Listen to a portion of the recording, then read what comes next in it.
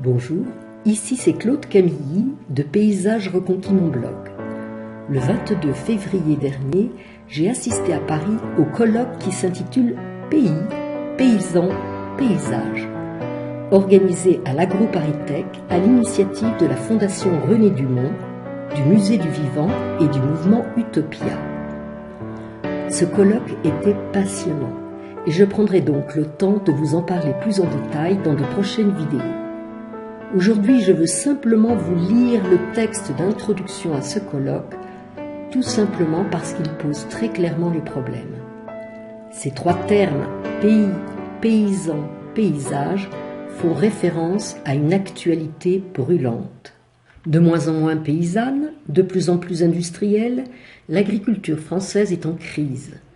En concurrence les uns avec les autres dans le contexte d'une mondialisation croissante des échanges des produits agroalimentaires, nos agriculteurs ont été pour la plupart contraints de mécaniser, motoriser, chimiser et spécialiser outrancièrement leur système de culture et d'élevage, au risque bien souvent de devoir agrandir leurs exploitations, remembrer leurs parcellaires, abattre les haies vives, labourer et irriguer trop fréquemment leur terrain, raccourcir les rotations de culture, simplifier leurs assolements, épuiser les nappes phréatiques, multiplier les traitements pesticides, confiner leurs élevages dans des bâtiments hideux et exigus, concentrer d'énormes quantités de lisier et de purin, exposer les sols à l'érosion, etc.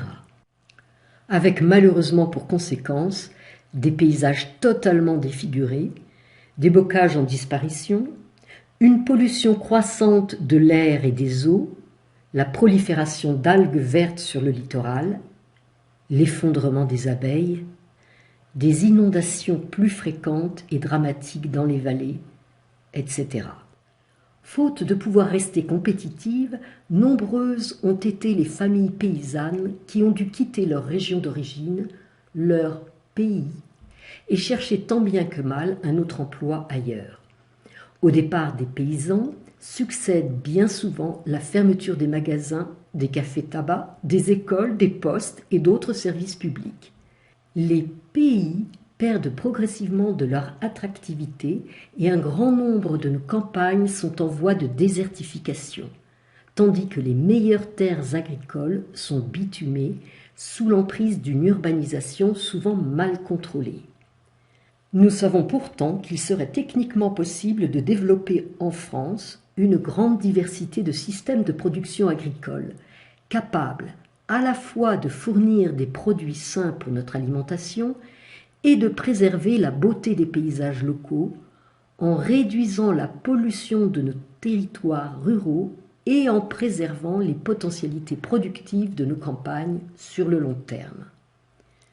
Ces types d'agriculture associent étroitement l'agriculture et l'élevage, tout en valorisant au mieux les caractéristiques propres de chacun des terroirs.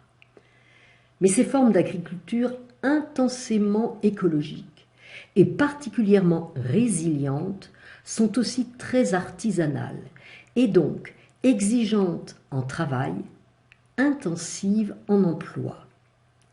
Il s'agit d'agriculture authentiquement paysannes qui ne pourront cependant guère survivre ou se développer que si les paysans travaillant pour leur propre compte dans leur pays puissent être correctement rémunérés.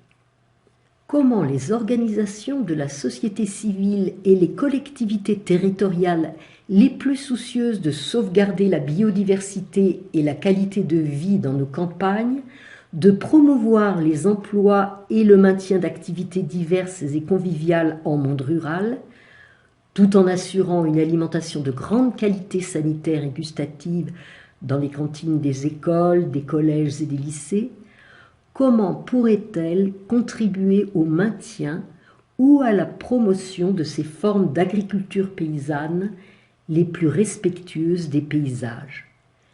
Telle est la question qui sera débattue au cours de la rencontre.